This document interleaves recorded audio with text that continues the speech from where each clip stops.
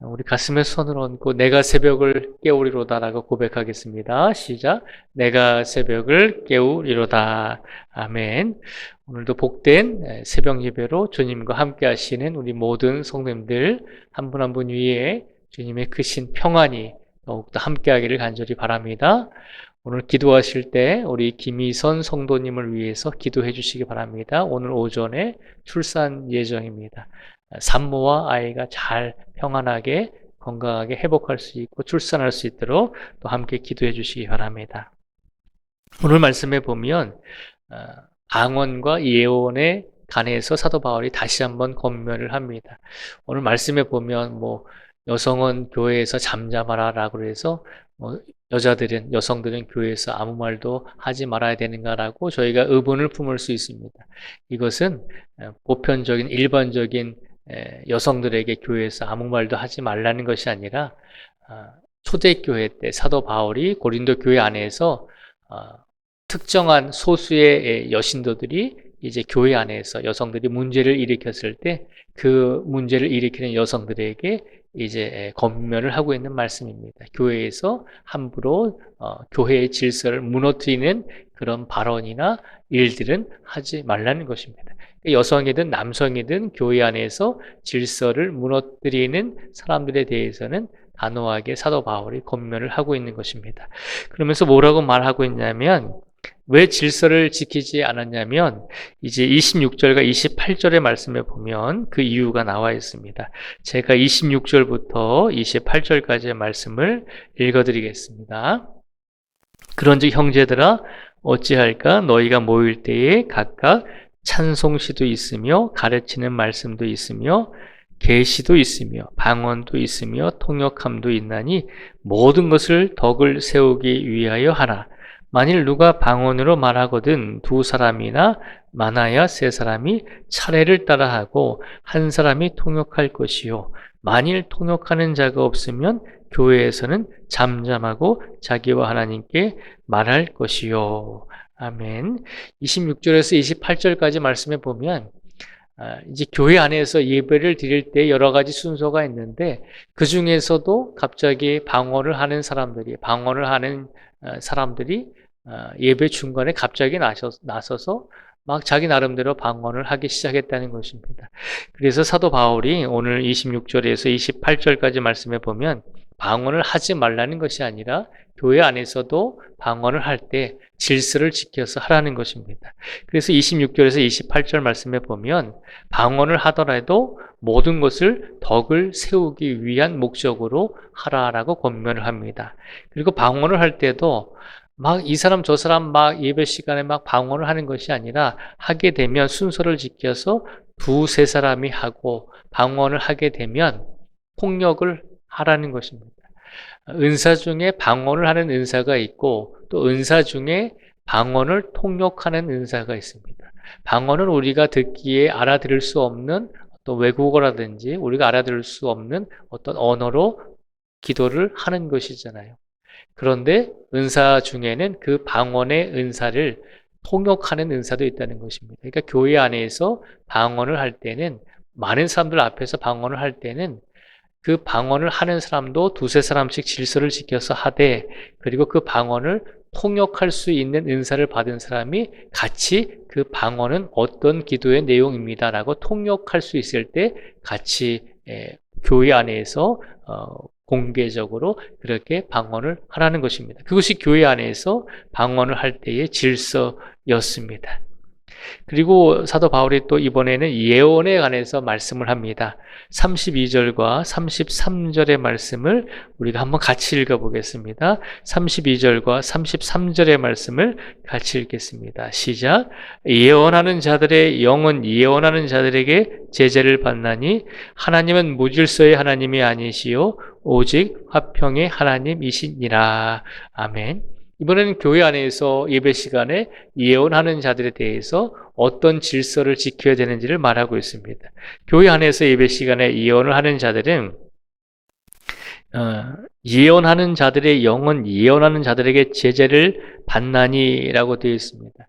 예언을 선포하는 은사를 받은 성도들은 자기가 예언을 선포할 때 스스로가 그 예언을 제재할 수 있는, 절제할 수 있는 능력을 또한 함께 주셨으니 예언을 함에 있어서도 절제하면서 그렇게 제재하면서 스스로가 그렇게 예언을 교회 안에서 선포하라는 것입니다.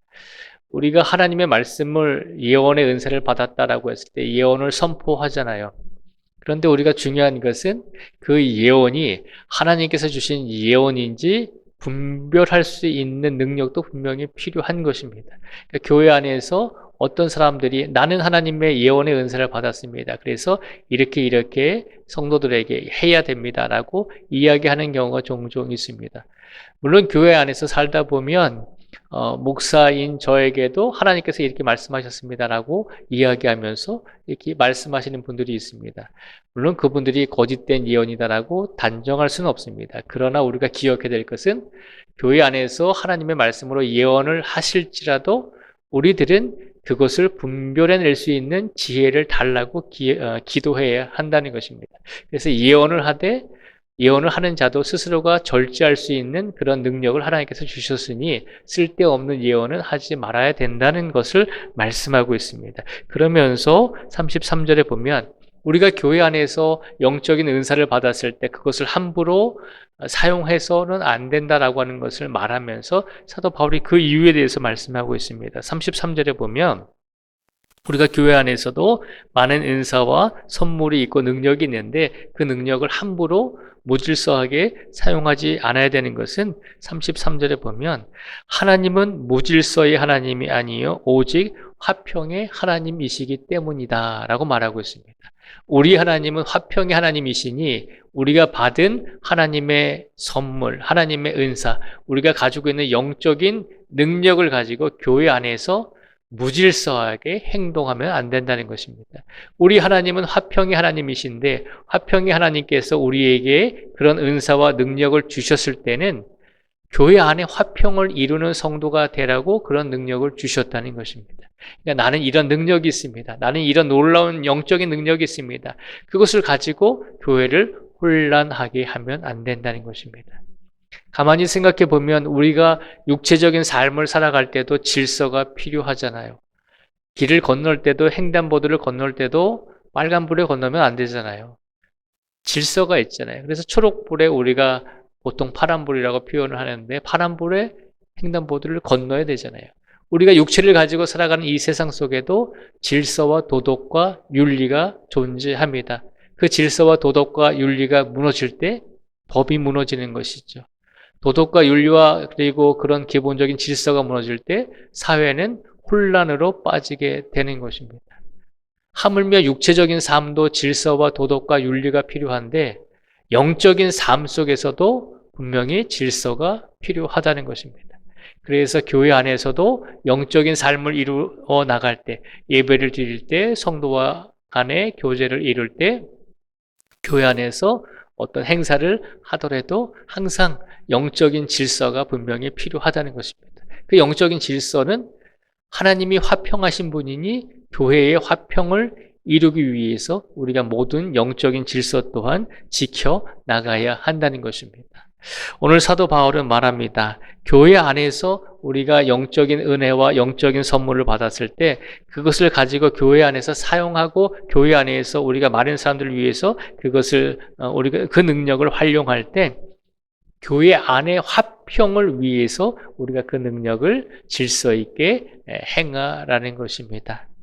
그리고 사도 바울은 우리에게 마지막으로 이렇게 부탁합니다. 40절의 말씀을 우리가 한번 같이 읽어보겠습니다. 40절 말씀을 같이 읽겠습니다. 시작. 모든 것을 품위 있게 하고 질서 있게 하라. 아멘. 예배는 우리가 하나님의 말씀을 듣는 시간입니다. 하나님의 말씀을 듣는 시간이 예배입니다. 그러니까 교회 안에서 우리가 무엇을 하든지 영적인 은사와 영적인 선물을 가지고 어떤 행동과 어떤 행위를 하든지 하나님의 말씀을 듣는 존재가 바로 우리들이라고 하는 것을 기억하시면서 교회 안에 모든 행위와 모든 시간 속에서 하나님의 화평을 이룰 수 있도록 우리가 품위를 지키고 질서 있는 영적인 삶을 살아낼 수 있는 성도가 되라고 우리에게 오늘 이 말씀을 주신 줄 믿습니다. 윤리적으로, 육체적으로 품위 있고 질서 있게 사시는 것도 중요하지만 우리는 영적인 존재입니다. 영적인 일에 있어서도 품위와 질서를 지킬 수 있는, 그렇게 하심으로 온전히 하나님의 말씀을 들음으로 하나님께 영광을 돌릴 수 있는 우리 모두가 되기를 주님의 이름으로 축복을 드립니다. 기도하겠습니다. 하나님 아버지 감사합니다.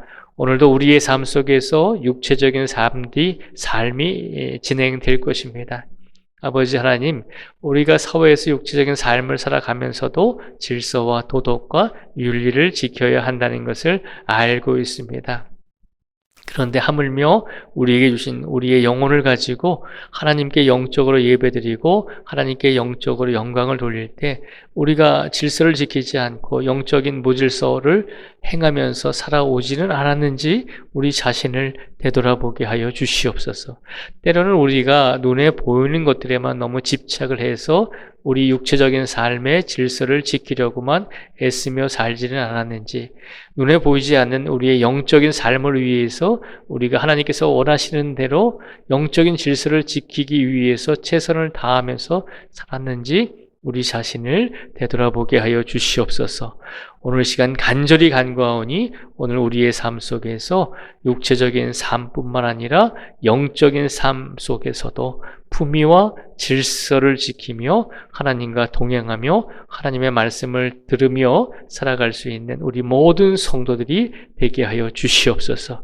특별히 이 자리에 나오신 모든 성도 한 분 한 분 위에 주님께서 힘을 주시고 능력을 주시고 영적인 지혜를 주셔서 오늘 우리의 삶 속에서 하나님과 동행할 수 있는 귀한 영적인 삶을 살아낼 수 있도록 하나님께서 축복하시고 영육 간의 평안함을 더하여 주시고 모든 성도들의 가정과 가족 위에 하나님께서 복의 복을 더하여 주시고 은혜를 더하여 주시옵소서. 또한 우리 성도들이 한 주간을 살아갈 때 필요한 일용할 양식을 부족함이 없도록 넉넉히 채워주시고 또 많은 육체적인 아픔과 영적인 아픔으로 인해서 힘들어하고 회복하는 가운데 있는 성도들이 있습니다. 하나님께서 긍휼히 여겨주시고 치료의 강선도 부어주실 줄 믿습니다. 특별히 오늘 이 시간 우리 박설희 장로님, 며느님 되시는 우리 김희선 성도님, 또 김종익 장로님 따님 되는 우리 김희선 성도님 귀한 출산을 앞두고 있습니다. 하나님께서 이제 수술을 통해 아이를 출산할 때 모든 의료진들의 손길을 붙잡아 주시고 하나님께서 역사하여 주셔서 산모와 아이가 평안하게 출산하고 회복할 수 있는 은혜를 더하여 주시옵소서. 저희 교회에 귀한 생명을 주심을 감사합니다.